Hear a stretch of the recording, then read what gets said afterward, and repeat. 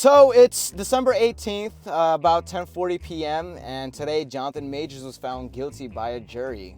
I've been waiting to talk about this all day. I've been dying to find out more information because this verdict doesn't sit right with me.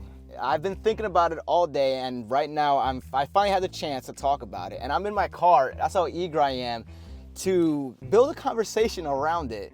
So I have picked out some tabs, some sources to read and look over regarding the situation, and I just want to provide some input on how I feel about those things. Verdict 225, he had 4 charges. 1, assault in the 3rd degree with intent to cause physical injury, not guilty. I think this one is really important to note that his intent was found not guilty. He did not intend, he did not go into any of the situations regarding whatever he's been in with or thinking that he wanted to beat or hurt somebody. That was not his intent. Assault in the 3rd degree, recklessly causing physical injury, guilty. Aggravated harassment in the 2nd degree, not guilty. And finally, number 4, harassment in the 2nd degree, guilty. Now, I'm not the sharpest tool in the shed, so I did look up what charges he's found guilty with. I haven't fully read it, but I want to share them all with you. It's just the 2 of them. So I looked up 3rd degree assault, and at its core, assault is an intentional act that causes fear or imminent bodily harm and or an offensive touching. Assault is both an intentional tort and a criminal offense. That means assault can serve as a basis for a civil lawsuit as well as criminal charges. Now, if you scroll down, we have 3 degrees of assault. The 3rd is what he was accused of or found guilty of. Reckless infliction of fear of serious bodily injury or recklessly causing a fear of injury through the use of a deadly weapon. Assault in the 3rd degree is typically the least serious form of assault in most jurisdictions. I honestly thought that it was the worst. He's not even convicted of the most serious assault. Now, I'm not saying assault is acceptable, but in terms of painting his public image, it's not the worst thing there. Of the 3 categories of assault, 3rd degree requires the least amount of intentional conduct. A conviction of 3rd degree assault means the defendant will receive the least punishment for an assault charge. In many jurisdictions, 3rd degree assault is a Class A misdemeanor. A Class A misdemeanor is the most serious type of misdemeanor, with classes B, C, and D being less serious offenses. But if it's the least serious, why is it the most serious? That's weird. A Class A misdemeanor is generally punishable by a maximum of 1 year in jail and a fine of up to $1,000. 1st and 2nd degree assault, however, is usually a felony and results in more serious consequences. So it is still less serious, but I'm kind of confused on that part.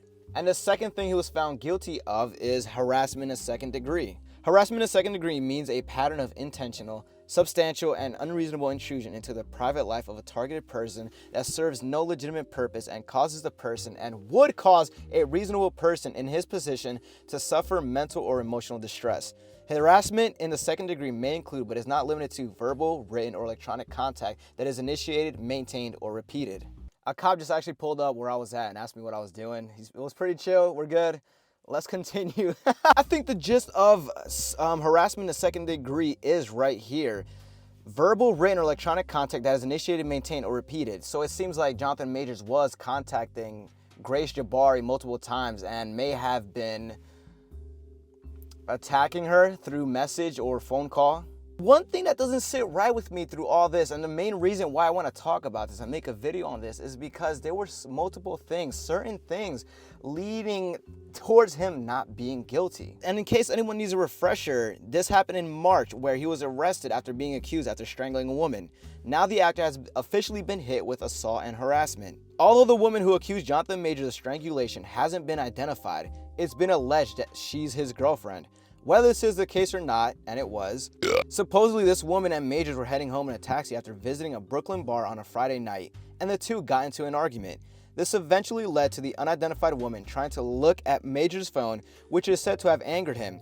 From there, this woman states that Majors did strike her about the face with an open hand, causing substantial pain and a laceration behind her ear, as well as put his hand on her neck, causing bruising and substantial pain. So that's what started this all. But they were in a taxi, and the taxi driver did testify in the recent trial. Naveed Sarwar, the former couple's taxi driver, took the stand on Monday, December 11th. Speaking with a translator, Sarwar alleged that Majors was not doing anything. Instead, 𝙍𝙀𝙁𝙀𝙀 added that 𝙍𝙀𝙁 was doing everything. He was trying to get rid of her, 𝙍𝙀𝙁 reportedly insisted, as a row of major supporters laughed, per People. He was saying, "Leave me alone, I have to go." He was not doing anything, she was doing everything. So not only did he testify, but it was found that a few months ago, Grace 𝙍𝙀𝙁 fled the country when she was being pursued. I don't know about pursued being the right word, but she left the country amidst all these allegations. That seems like something someone with a guilty conscience would want to do to avoid this occurring.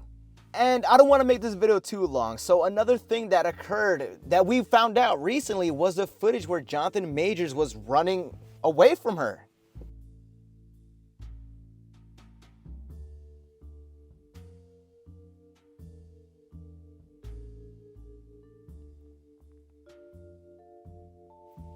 It goes like that for a minute. I'm gonna link everything that I'm reading in the description, and if you clicked on this, you probably have seen this footage. Now, one thing I want to reiterate once again is that the intent charge was found not guilty. Now, he did get charged with, what was it? Assault in the third degree, recklessly causing physical injury. Now, was that a moment of self-defense? I'm not too sure. I didn't fully follow the case detail by detail, week after week as the results came, but I would say I'm emotionally invested into this because I do want to see that this man prevail. Yes, found guilty on 2 charges and he may suffer a year in jail, but something's fishy, something's wrong here. I don't want to call the race card into question here where a black man was done wrong against a white woman, but sometimes there's the agenda of believe all women. Women can get away with a lot of shit, and especially the race card, I'm pulling it, I'm saying it. White people and women, combine them together. White woman is the situation here. A black man.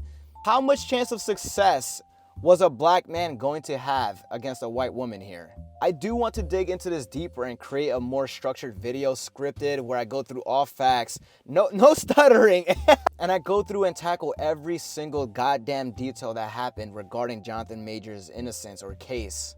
I don't have time to dedicate myself to a project like that at the moment, but I think in January, I will possibly go ahead and do this. Marvel has already pulled the plug on his job, being Kang the Conqueror, and some fuckers are happy about it because people are happy that Jonathan Majors was found guilty because they want the plot to shift in Marvel. Instead of pursuing Kang, they want Dr. Doom. And those type of people are fucking low-life scum. They're happy that a man was found guilty because they want their comic fucking story to go another direction. Unbelievable. I just wanted to talk about this. It's been on my mind all day. Bishop's Wife from 1947 coming this week. Hunger Games next week as my last video of the year. And we'll continue this in January.